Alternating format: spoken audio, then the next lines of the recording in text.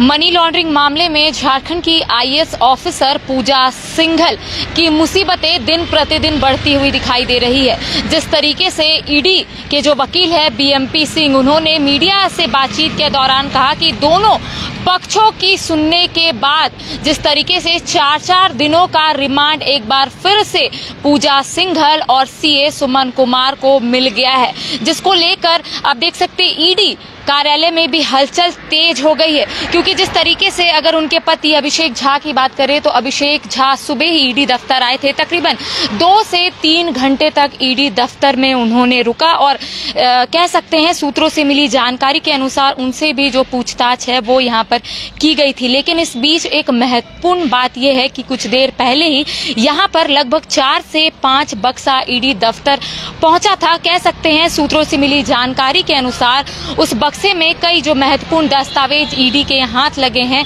उस बक्से पे तमाम जो दस्तावेज है वो रखा जा सकता है। साथ ही साथ ये कह सकते हैं कि जिस तरीके से 6 मई से ईडी की ओर से जो पूजा सिंघल और सीए सुमन कुमार के आवास में छापेमारी की गई थी, तो उसी में जिस तरीके से नगद बरामद किए गए थे सीए सुमन सिंह के आवास से, उस सारे जो तमाम नगद है उस बक्से में रखे गए थे। ये सूत्रों से मिली जानकारी के मुताबिक हम आपको बता रहे हैं। एक बार हम आपको दृश्य दिखाने की कोशिश करेंगे कि किस तरीके से हलचल यहाँ पर तेज हो गई है। बक्से आने के बाद तमाम जो यहाँ पर मीडिया कर्मी है या फिर कह सकते हैं जो यहाँ पर अधिकारी है वो भी नीचे पहुंचे थे, क्योंकि बक्सा जब यहाँ पर पहुंचा था तो कई मन में सवाल थे कि बक्सा खाली है या फिर बक्सा भरा हुआ है। लेकिन जिस तरीके से अभी सूत्रों से मिली जानकारी के अनुसार बक्से में कई महत्वपूर्ण दस्तावेज रखे जाएंगे जो ईडी के हाथ लगे हैं। 4 दिनों का फिर से एक बार रिमांड मिल चुका है सीए सुमन कुमार और पूजा सिंघल से, और लगातार जो पूछताछ का दौर है एक बार फिर से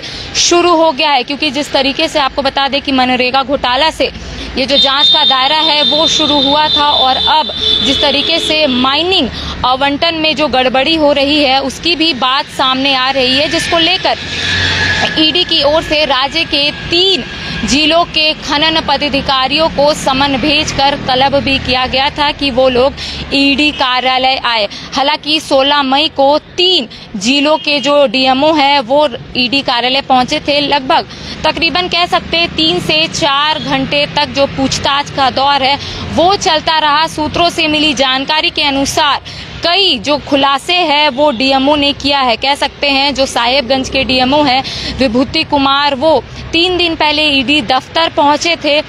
सूत्रों से मिली जानकारी के अनुसार जो साहेबगंज के डीएमओ हैं वो उन्होंने भी कई बड़े खुलासे किए हैं। साथ ही साथ जो जेएमएम के पूर्व कोषाध्यक्ष है और कह सकते हैं जेएमएम के बहुत करीबी है, सीएम मुख्यमंत्री हेमंत सोरेन की करीबी थे, वो भी ईडी कार्यालय पहुंचे थे। तकरीबन 3 से 4 घंटे तक उनसे भी जो पूछताछ है वो चलता रहा, और सूत्रों से मिली जानकारी के अनुसार उन्होंने कई बड़े खुलासे किए हैं जो आने वाले वक्त में लोगों को पता चलेगा। क्योंकि जिस तरीके से अगर कह सकते हैं कि ईडी स्वतः संज्ञान लेने से प्राथमिकी दर्ज नहीं करा सकती है, तो अदालत को उन्होंने ये भी कहा है कि कई महत्वपूर्ण दस्तावेज ईडी के हाथ लगे हैं, और अदालत की ओर से ये आदेश भी जारी कर दिया गया है कि सीलबंद लिफाफे में तमाम जो महत्वपूर्ण दस्तावेज है वो भिजवा दे। हालांकि एक बार हम आपको फिर से हलचल दिखाने की कोशिश करेंगे कि तमाम जो अधिकारी है वो इस वक्त ईडी कार्यालय में पहुंचे हैं, और अभिषेक झा जो है पूजा सिंघल के पति, वो सुबह ही आए थे और उनसे भी तकरीबन 2 से 3 घंटे तक पूछताछ हुई। और अंदर अभी सीए सुमन कुमार मौजूद है, साथ ही साथ पूजा सिंघल भी अंदर मौजूद है। कह सकते हैं जो सवालात का दौर है एक बार फिर से शुरू हो गया है, और जो अधिकारी ईडी के अधिकारी जो सवाल कर रहे हैं वो संतोषजनक जवाब नहीं मिल पा रहा है। तो कह सकते हैं कि और जो पूछताछ का जो दौर है एक बार फिर से शुरू हो गया है, और कई जो बड़े खुलासे हैं वो यहाँ पर हो सकते हैं। कैमरा पर्सन विकास के साथ करिश्मा सिन्हा, 22।